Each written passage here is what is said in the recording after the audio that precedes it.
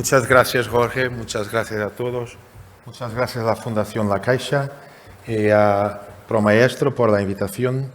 Perdone mi fraco castellano, pero yo creo que es mejor hablar directamente así que hablar con traducción, que se dice una cosa y 2 minutos después se oye en castellano. Muy bien, yo voy a hablar de algunas cosas que nos dicen la experiencia, la estadística y la ciencia sobre el currículo. Algunas cosas, porque hay muchas cosas que se podrían decir. Yo voy a hablar de algunas.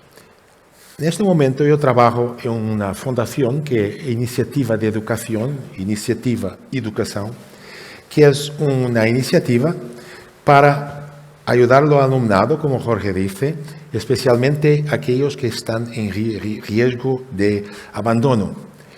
Pero hace varias cosas. Hace trabajo con la lectura elemental, hace trabajo con la formación profesional, y hace también trabajo con las evidencias. Lo que hacemos es divulgar en un lenguaje simple y condensado lo que la ciencia nos va diciendo, porque la ciencia evoluciona todos los días, lo que la ciencia nos va diciendo con interés para la educación. Ese es mi plano. Voy a empezar con un ejemplo y después defender que hoy día hay como que una revolución científica en educación.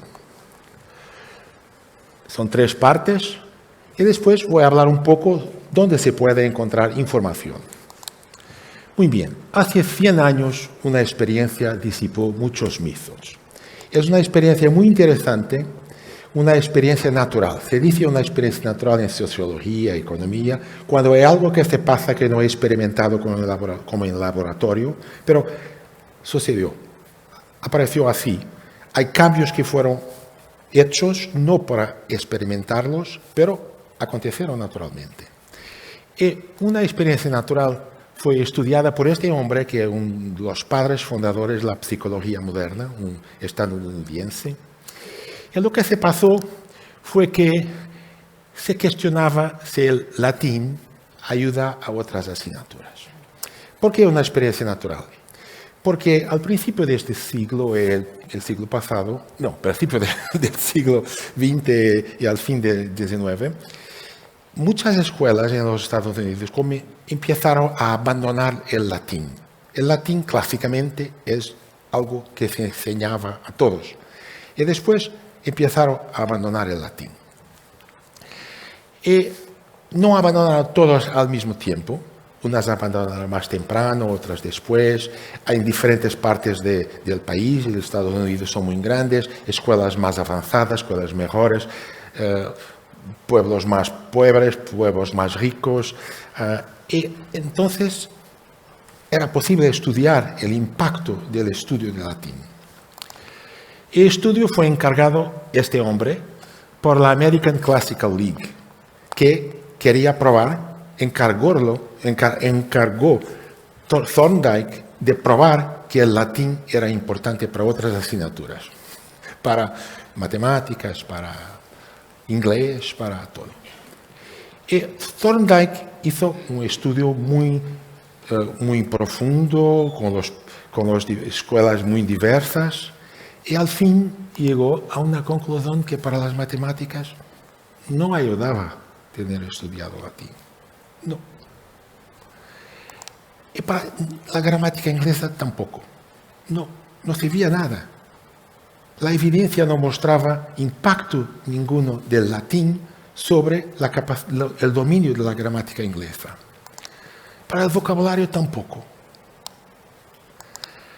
Y todo eso fue recientemente confirmado por un estudio más reciente, con otros datos más recientes. Y fue como que un balde de agua fría, no sé si se dice eso en castellano, fue como un choque sobre la comunidad escolar. Y mismo para Thorndike era pago para probar que el latín era importante. Y al fin llegó a la conclusión, como buen cientista que es, que no podía probarlo. El latín es interesante. A mí me gustaría mucho saber latín.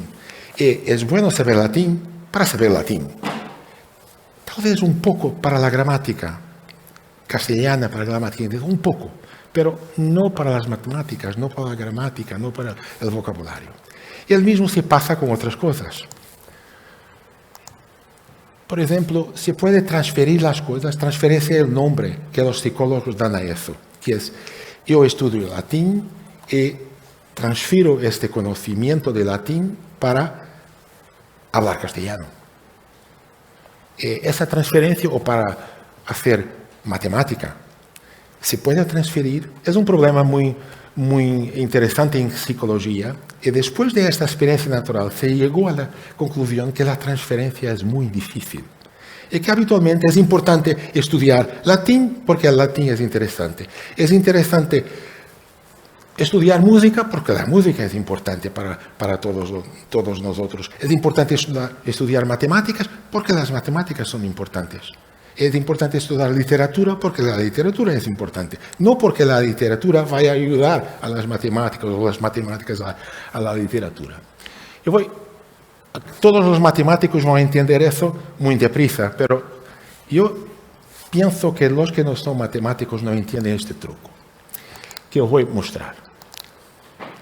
Antes de eso, mostrar eso, porque hoy día se discute mucho sobre las competencias del siglo XXI.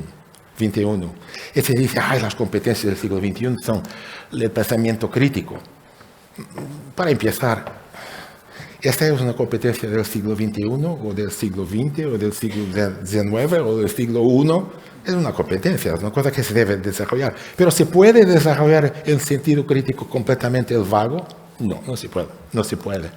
¿Se puede desarrollar la creatividad en general, o se puede desarrollar la creatividad en matemáticas, en latín, en música? Por ser muy creativo en música no quiere decir que yo sea muy creativo en matemáticas, o el inverso. Es lo mismo para la comunicación, se comunica lo que se sabe. La colaboración, se colabora cuando se sabe de qué se está hablando. El ejemplo que quiero mostraros de transferencia es un ejemplo muy sencillo. Ponemos que x es así que se dice en castellano, x igual a 1. Si x igual a 1, x cuadrado es igual a 1 también, ¿no? 1 veces 1, 1. Ok. Después, menos 1, pasamos al otro lado. Y ahora hacemos esta factorización que todos conocemos, ¿verdad? Muy sencillo. Ahora dividimos por x menos 1, dividimos ambos los lados. El lado 0 se divide, es 0. El otro lado, entonces, x más 1 es 0. Y 1 más 1 es 0.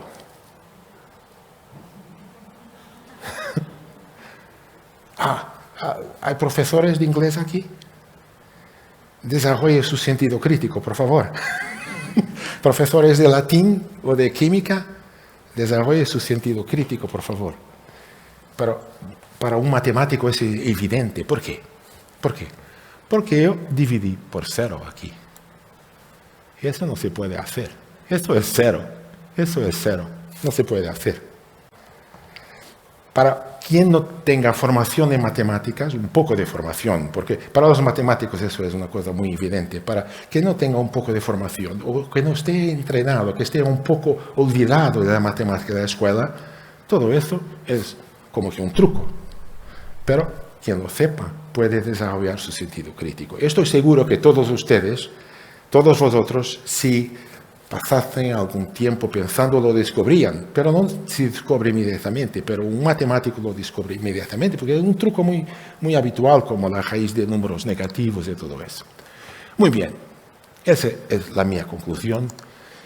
Y eso se sabe de estudios de psicología muy generales, no es solo para las matemáticas, solo para el latín, son estudios muy generales.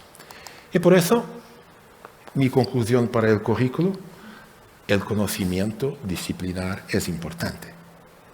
Porque por veces se dice, las disciplinas, las asignaturas no interesan.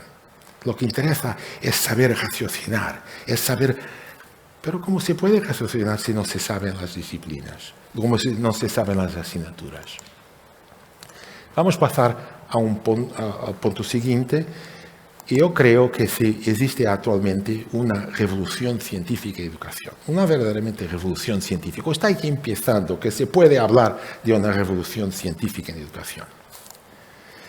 Primero, parte de esa evolución científica son los ILSA. ILSA quiere decir International Large Scales of Assessment. Son estudios internacionales como el PISA y el TIMSS empezaron a ser regulares en 95, es un error allá, eso es 95, no es 95, no es 85, y con el PISA 2000, y después del PISA 2000 con muchos países se tornaron muy conocidos. Después hay una cosa nueva en economía empírica que se llama los métodos contrafactuales, que viene de economía, viene también de economía de educación y viene de otras áreas, métodos contrafactuales. Yo voy a hablar un poco sobre eso. Son métodos que permiten pensar cuáles son las causas en un sistema muy complejo, en un sistema social muy complejo. E intentar ver si hay factores causales o no hay factores causales. El Premio Nobel de Economía del año pasado fue atribuido a estos tres señores exactamente por sus estudios de métodos contrafactuales. Y después, la psicología cognitiva. Que la psicología cognitiva en la realidad nace a fines del siglo pasado. Porque la psicología cognitiva, el nombre de psicología cognitiva no existía. Pero la primera vez apareció, creo que en 66 o 67, apareció por la primera vez. Y los estudios de psicología cognitiva en la realidad se puede decir que empiezan con Miller. Miller escribió un artículo famoso que se llama The Magic Number 7 plus or minus 2, que es el número de cosas con que podemos trabajar en nuestro cerebro al mismo tiempo. Él pensaba que eran 7, hoy día sí piensa que son 4, más o menos 4. Y después con Neisser, Rödiger y Karpika, estamos hablando de hombres modernos. Ya no estamos hablando de Piaget o de Vygotsky. Vygotsky murió en 1932, creo yo. Y Piaget hizo sus trabajos fundamentales hasta 1960, más o menos así. Y Piaget no era verdaderamente un psicólogo cognitivo, era un psicólogo developmentalista, no sé, desarrollista, no sé cómo se dice en castellano, del desarrollo. Y hoy día las neurociencias. Un paréntesis. Ayer tuve el privilegio de estar con este señor, que posiblemente conocen, a firmar un acuerdo entre el Consejo Nacional Científico de Educación de España y Iniciativa Educación. Firmamos un acuerdo ayer en París. Hoy por la mañana estaba muy difícil de llegar a Madrid, porque salir de París era muy difícil con un paro generalizado. Pero la prueba que lo hice está aquí. Ok, muy bien. Empecemos por la primera cosa, que son los datos que existen. Aquí tengo un libro que yo organicé que tiene muchos estudios de 10 países diferentes sobre los datos de PISA 2018, pero también con otros estudios. Es importante porque el PISA 2018 fue lo más vasto hasta hoy publicado, hecho. Este libro es de acceso libre y si quieren fotografarlo, tiene aquí el código para llegar directamente. Con el iPhone es más difícil, pero con hacerlo de la fotografía, pero con Android se puede con Google Fotos. Vosotros lo saben.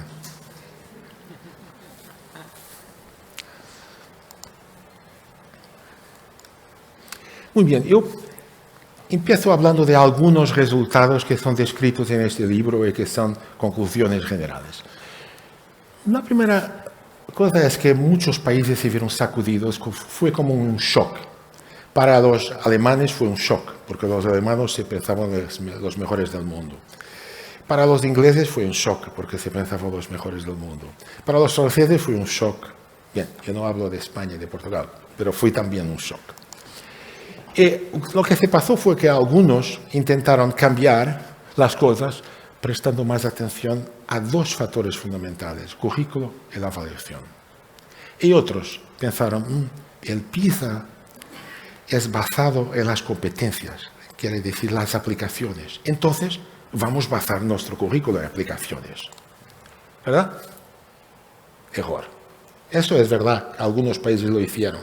Los países que lo hicieron bajaron en PISA, porque no repararon eso. Los mejores países de PISA son Singapur, Macao, parte de China, Corea del Sur, Estonia.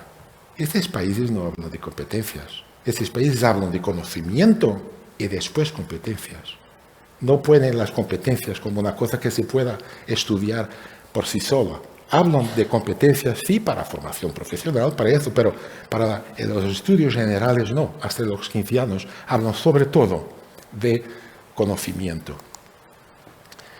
Y esa es mi conclusión. Es que si quieres mejorar tus competencias en el PISA, no sigas lo que PISA hace cuando te cuestiona.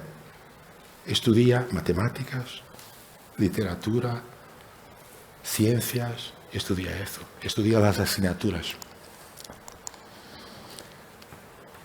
Otra conclusión muy importante, y que yo creo que no es nunca de más señalarla, es que resultados buenos y equidad no son cosas conflictuantes, cosas opuestas. Y que ni todas las reducciones de desigualdad son positivas. ¿No? ¿Qué estoy yo diciendo? Ni todas las reducciones de desigualdad son positivas. No, yo voy a mostraros dos ejemplos. En un país que no digo qué país es, son los chicos y las chicas. En matemáticas, la evolución de ese país. Ese país hizo una reducción de desigualdades negativa. Reparen. ¿Cómo? Los chicos empezaron a hacer matemáticas tan malos como las chicas. No es eso que importa. Lo que importa es lo contrario.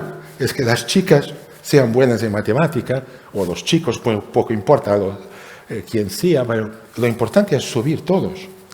Y aquí, por contraste, hubo una reducción de desigualdades que yo diría que es positiva. Y eso se ve país después de país. Por eso cuando se habla de desigualdades en abstracto, podemos estar hablando de cosas que no sean tan buenas así. Y se ve en varios países lo que hicieron.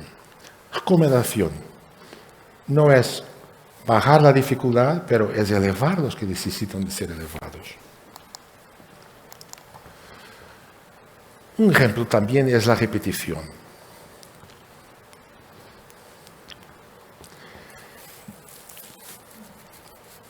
Nadie le gusta la repetición. La repetición es un problema gravísimo en nuestros países. Yo sé que en España es un problema gravísimo, en Portugal está un poco mejor, pero es un problema grave. Pero hay dos maneras de enfrentar la repetición. Una es pasarlos a todos. Administrativamente pasan a todos. No hay repetición. Pasan todos, no hay repetición. Otra manera es ayudar a todos a pasar. Son dos cosas completamente diferentes. Una cosa es pasar artificialmente, otra es trabajar para que todos pasen de año. La salida no es prohibir la repetición, es mi conclusión. La salida es en general no solo para un alumno, pero es una cosa más general. Piense, yo estoy hablando hasta ahora de un alumno. No es bueno pasarlo artificialmente. Es bueno pasarlo sabiendo, mejorando sus conocimientos y sus capacidades. Pero el problema no es solo de un alumno, es de un sistema educativo. Ese es un otro error que yo creo que se hace, es pensar que el problema de este alumno no hace bien a este alumno repetir el año. Puede ser que no haga bien, pero pregunten qué se pasa con un país, todo un sistema educativo que se diga, todos pasan, no hay problema, no estudias, no importa, pasas, todos progreden. ¿Qué ocurrirá al país? ¿Qué se va a pasar con el país? Ese es el problema que necesita de ser discutido. Yo sé que estoy aquí discutiendo las cosas de una forma un poco radical. Pero pensemos, gustaría que pensaran en eso. Y la mi conclusión es esa. Apoyo especial para los estudiantes con dificultades. Y apoyo especial no quiere decir pasen todos. Apoyo especial. Exámenes es otro problema. En los exámenes tenemos una cosa interesante. Pensamos los países que son mejores en PISA y TIMSS. A veces se dice, Singapur no importa, son los asiáticos, nosotros tenemos una otra cultura, no importa. China, no, China no es un país desarrollado como nosotros. Corea, no importa tanto, tiene mucho suicidio. Japón, mucho suicidio. Y Estonia, que es un país europeo, que es el mejor país europeo hoy. La Finlandia es un mito. La Finlandia después de 2006, está siempre cayendo en PISA. Todos los estudios PISA, todos los años PISA, todos los 3 factores, matemáticas, literatura, ciencias. Finlandia va abajo, y abajo, y abajo, y abajo. Y las personas piensan, vamos a ver Finlandia, porque Finlandia es un país muy, muy interesante. Vamos a ver lo que Finlandia está haciendo. Pero pensemos, ¿lo que Finlandia está haciendo es bueno?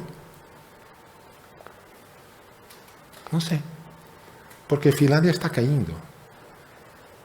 Debemos pensar lo que Finlandia hizo hasta 2006. Eso es lo más importante, lo que hizo Finlandia hasta 2006, no lo que está haciendo ahora. Es lo mismo para Estonia. Estonia está subiendo siempre. Vemos lo que Estonia está haciendo. Tiene exámenes. Polonia. Los estudios de Polonia dicen que los exámenes son incentivos. Portugal es un ejemplo también, porque Portugal, cuando fueron introducidos exámenes, los resultados subieron. Cuando fueron retirados los exámenes, los resultados cayeron. Y el PISA es hecho por todos los estudiantes de 15 años, estén donde estén. No se puede pensar, los resultados cayeron porque salieron del sistema. No, a todos los de 15 años. Y otros países lo mismo, España, no sé. Ustedes lo saben, vosotros lo saben, cómo es en España. Hay 2 estudios aquí que, si quieren fotografarlos, yo creo que son interesantes.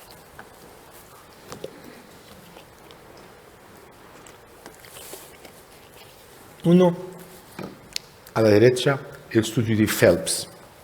Phelps hizo una colección, lo que se llama un metaestudio. Metaestudio quiere decir, fue a verificar todos los estudios cuantitativos que estaban publicados en lengua inglesa, internacionales, sobre la evaluación.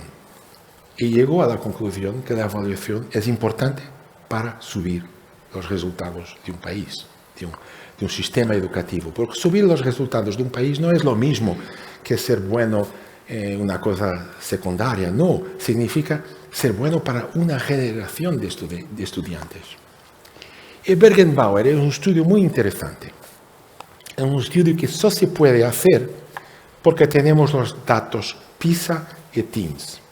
Lo que ellos hicieron, y que tenía sido hecho antes por otros investigadores, pero hicieron con mucho más datos, fue mirar los datos de PISA y de TIMSS año após año.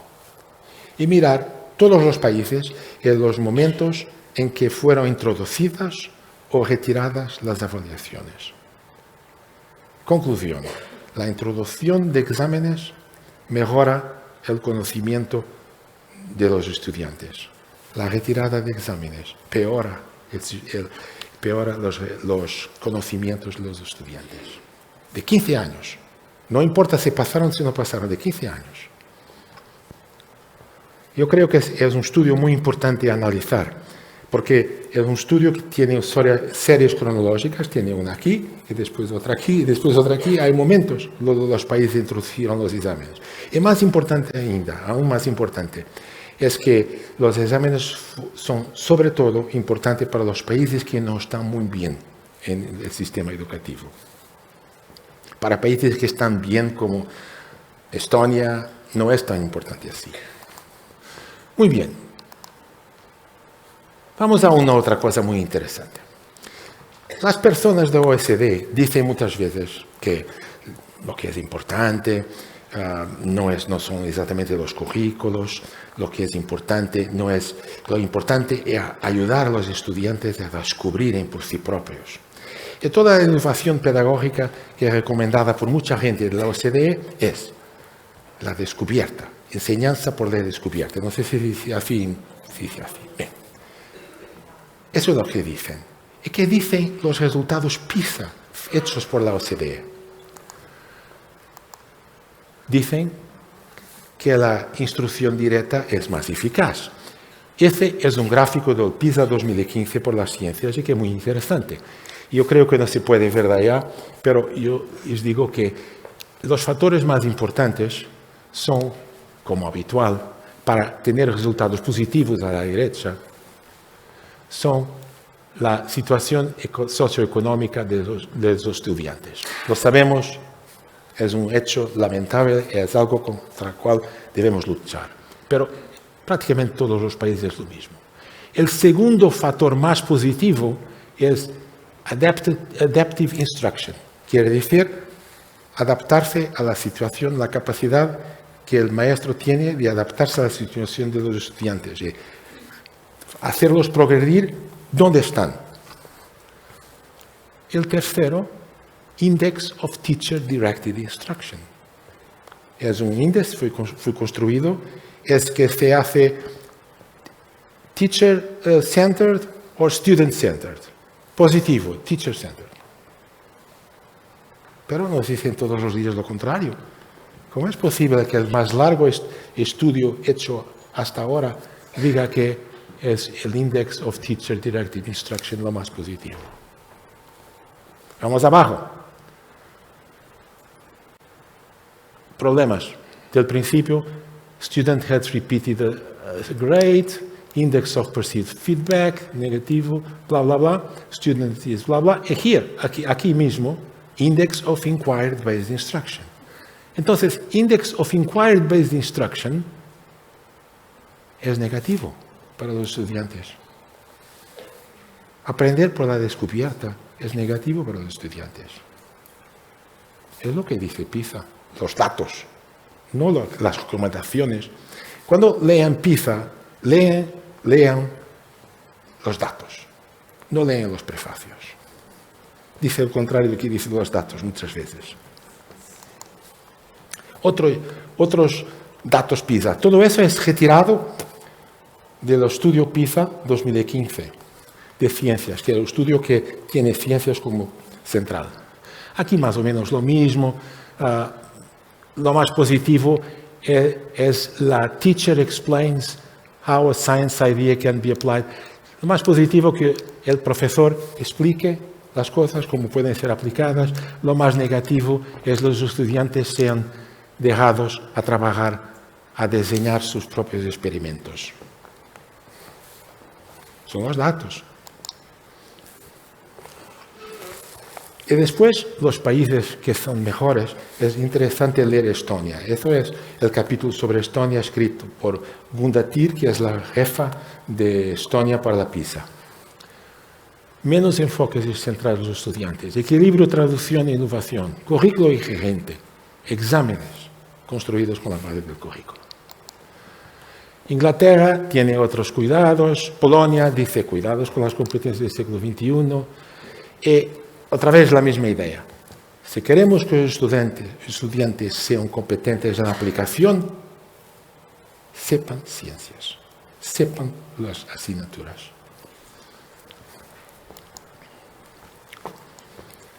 Muy bien, conclusiones que yo tiro de allá, es esto, concentren los fundamentos, porque es el punto de partida.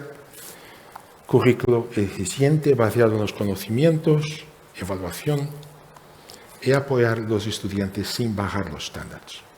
La respuesta no es bajar los brazos para acabar con las desigualdades. No.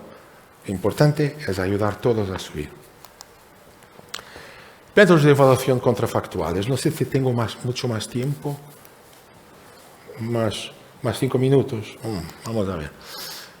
Voy a pasar eso rápido. Esos son métodos estadísticos. Hay una cosa llamada regresión a la discontinuidad que se puede muy bien describir aquí, porque es lo que se pasa en Portugal, en Francia, en muchos países, es que los niños que nacen entre septiembre y diciembre, cuando llegan a tener 5 años, tienen la posibilidad de entrar en la escuela o de esperar un año más. Y los padres están siempre diciendo, ¿cómo se puede hacer? ¿Qué puede hacer? Mi niño es mejor traer el niño a la escuela, es mejor esperar. Es un debate, cada caso es un caso. Pero estadísticamente, ¿cómo se puede decir que es mejor o que es peor esperar para estos casos? Si esperamos, llego más tarde. Si no esperamos, llego más temprano. ¿Y cómo se puede comparar? Se puede comparar de una forma muy sencilla. Se guarda los niños que nacen la última semana de diciembre y los niños que nacen la primera semana de enero. La primera semana de enero. Están separados con ¿qué? 2 semanas el máximo. ¿Eso hace una diferencia? Para eso hace una diferencia, en realidad no hace. Un año puede hacer diferencia. 15 días, no tanto. Se compara después. Ese se llama regresión sobre la discontinuidad. Está aquí un estudio hecho en Portugal que se puede ver. Esencialmente, otros estudios son los estudios de la diferencia en diferencia. Son métodos que se tienen desarrollado para estudiar estos fenómenos muy complejos. Muy complejos. Muy bien. El cerebro ya no es una caja negra. Yo tengo aquí cosas que vosotros ya vieron muchas veces, por supuesto. Y voy a pasarlo muy rápido. Muy rápido. Pero quiero hablar un poco solo de una cosa. Todo esto lo conocen bien. Voy a pasarlo muy rápido, muy rápido, muy rápido. Muy rápido. Pero aquí... creo que mi truco está revelado. Yo quería que memorizasen eso. ¿Consiguieron? ¿Consiguieron memorizarlo?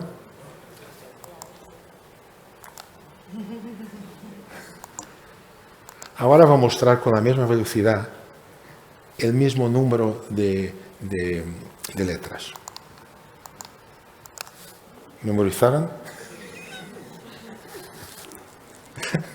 Eso es solamente un truco para mostrar que la memoria está organizada en chunks. Hay cosas que tenemos en la memoria de largo plazo, que llegan, que son llamadas a memoria de corto plazo cuando están allá. Por eso es muy importante enriquecer la memoria de largo plazo, pero yo no hablo más sobre eso porque son cosas que todos conocen. Pero eso creo que es importante. O que quiere decir que los hechos, las rutinas ayudan a libertar la memoria de corto plazo y por eso ayudan a pensar. Hay 4 resultados muy recientes que aquí tenemos en una serie de vídeos que están en portugués, pero se comprende muy bien, que son resultados interesantes para los niños. Si la Fundación Pro Maestro quiere traducirlo para castellano, por favor, lo hagan. No hay problema ninguno.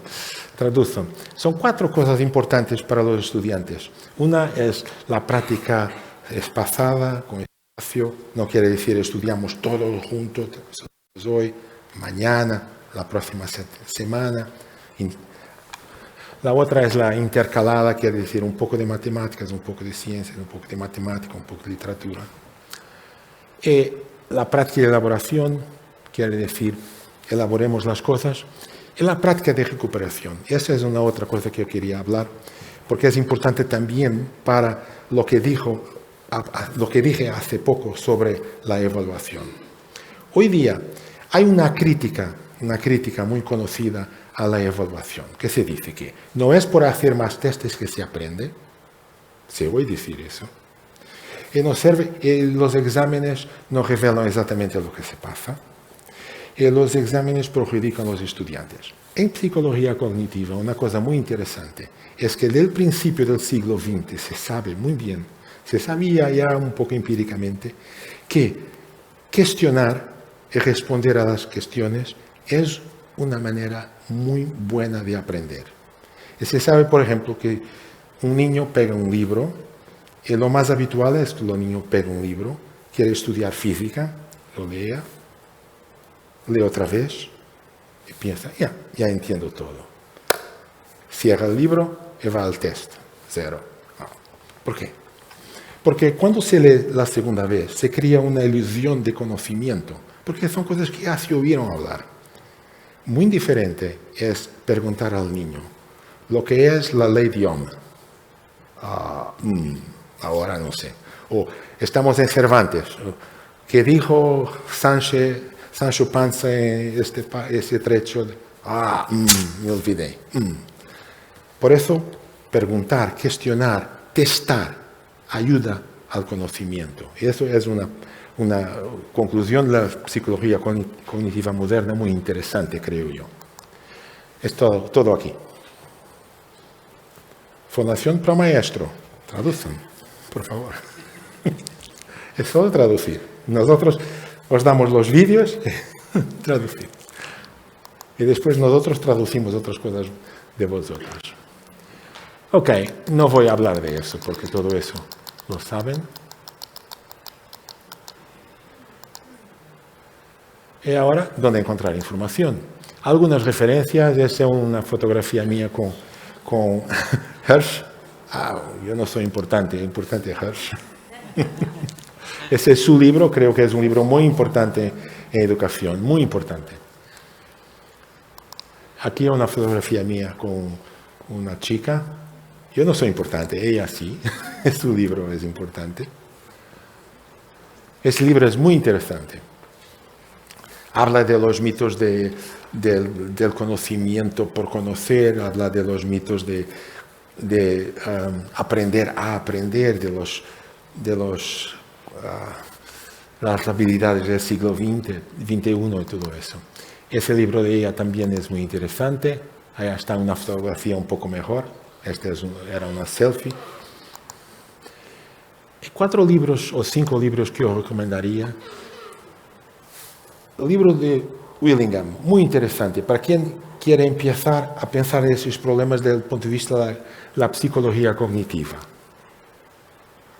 Para los maestros en lectura, de literatura. Ese también para los estudiantes más, y ya hablé de ello, ese es importante para los maestros. How Teaching Happens. Son los resultados más recientes de la psicología cognitiva adaptados para los maestros. Y eso también todos conocen, creo yo, que es un libro muy, muy interesante también. Aquí, en nuestro sitio, hay mucha información, porque tenemos, esa es la parte en inglés, y porque tenemos inglés y portugués, es la parte en inglés, sobre lo que se pasa, las cosas que están siendo testadas en educación, muchas cosas sobre educación. Yo estoy completamente de acuerdo con Jorge cuando Jorge dijo que la evidencia es importante, la evidencia científica, pero hay mucho más. La crítica, la experiencia de los maestros. No aceptar inmediatamente todo lo que se diga. Hay un estudio que mostró... Vamos a ver, hay otros estudios que son un poco contradictorios. Vamos a ver lo que es más común, lo que está más sólido después de muchos estudios. También el sentido crítico, la razón. Porque cuando dicen que es mejor que los estudiantes, los niños aprendan todo por sí, pensamos, pero la humanidad está haciendo ciencia o cuasi ciencia hace cuántos siglos. 20, 30. Y los niños van a aprender todo en 4 o 5 años o 10 años en la escuela. La razón también es muy importante para nosotros. Y por eso yo digo que sí, es imposible que esté informada por la experiencia, la estadística y la ciencia, pero el sentido de nuestra experiencia es también muy importante. Aquí está mi Twitter, si quieren seguirme en Twitter. Aquí está lo que Twitter es. La fotografía no es un narcisismo mío, es el Twitter que lo hace, le pone la fotografía. Y aquí mi website. Y muchas gracias. Bueno, nos quedan aquí muchas afirmaciones en torno a cuáles serían las mejores condiciones para elaborar adecuadamente un currículo, ¿no? Quizá la siguiente pregunta es ¿quién decide y cómo hacer ese proceso, ¿no? Es decir, cómo se decide un currículo desde tu experiencia también en el ámbito de la política educativa, pues cómo se traslada, ¿no?, este conjunto de conocimientos a lo que luego tiene que ser, pues, algo que funcione en un contexto educativo determinado y con unas condiciones determinadas. ¿Quiénes están ahí? Perdóname estar aquí porque las luces... Sí. Porque las luces están adelante. un poco más fuertes. Depende mucho. Hay países que hacen un buen trabajo con el currículo, sobre todo decidido por las escuelas, pero es muy raro. Porque hacer un currículo es una cosa muy difícil. Necesita de especialistas de la área. Un currículo de matemáticas necesita de matemáticos profesionales. Necesita de maestros de matemática, que tengo la experiencia. Necesita de especialistas de currículo, que sepan alguna cosa de currículo, porque hay especialistas que no saben realmente nada, infelizmente. Necesita al menos de este grupo de 3 diferentes tipos de personas. Es difícil. Yo puedo decirles que en Portugal cambiamos muchas partes del currículo en 2011, 2012, 2013, y fue un proceso muy difícil. Y hubo partes del currículo que no conseguimos, y somos una nación, no es una escuela, somos una nación. 10 millones, pero una nación. Y no conseguimos, porque no había especialistas, porque era difícil que las personas se entendiesen y finalmente que llegasen a un currículo mejor de lo que existía. Por eso, es un proceso difícil.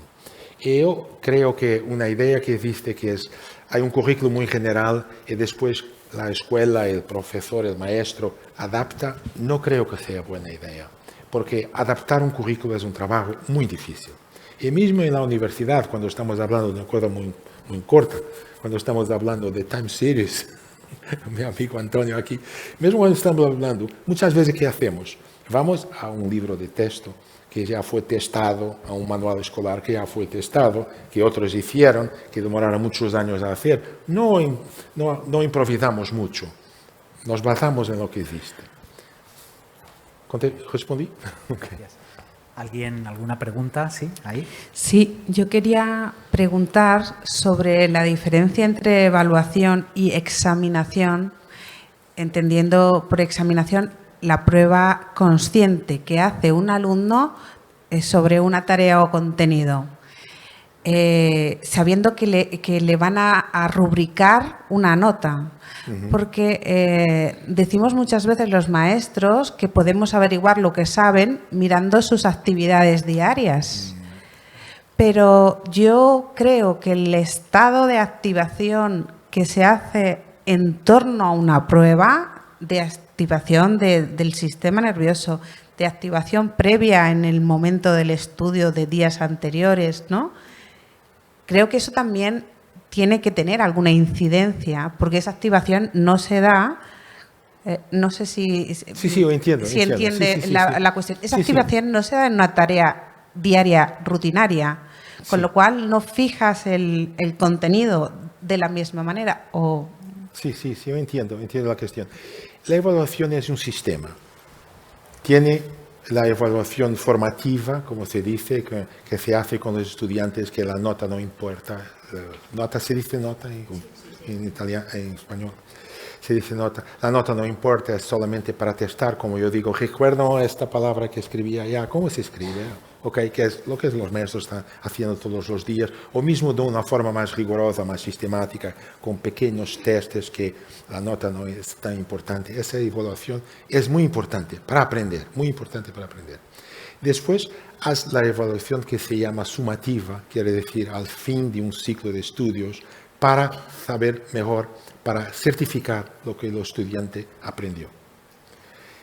Y después hay la evaluación nacional, que en España no sé exactamente cómo se hace ahora, una evaluación nacional con exámenes nacionales. Yo creo que todo es un sistema, porque la evaluación nacional es importante para aferir, para igualizar las evaluaciones de las escuelas.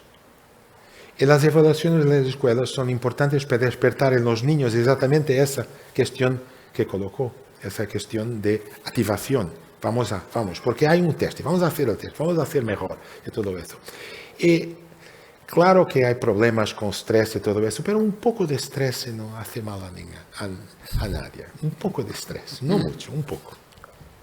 No sé si contesté, Sí. mi opinión. Soy Fátima, soy una maestra de infantil en un cole y bueno, lo primero, gracias porque realmente es interesantísimo todo lo que nos has compartido y esa evidencia, ¿no? Creo que el examen en 15 años, yo también me parece esa sensación, tengo hijos y creo que genera también una serie de habilidades, de enfrentarse, pero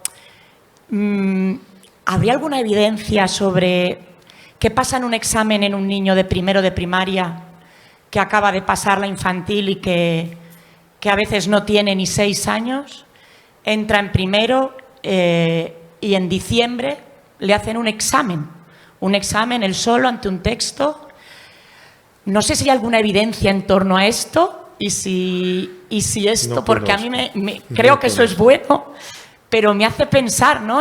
Cuando veo a mis propios alumnos y bueno, pues me hace pensar, ¿no? Cuando un padre te dice, ha sacado un 5 y preguntaba, ¿qué significa eso, mamá, no?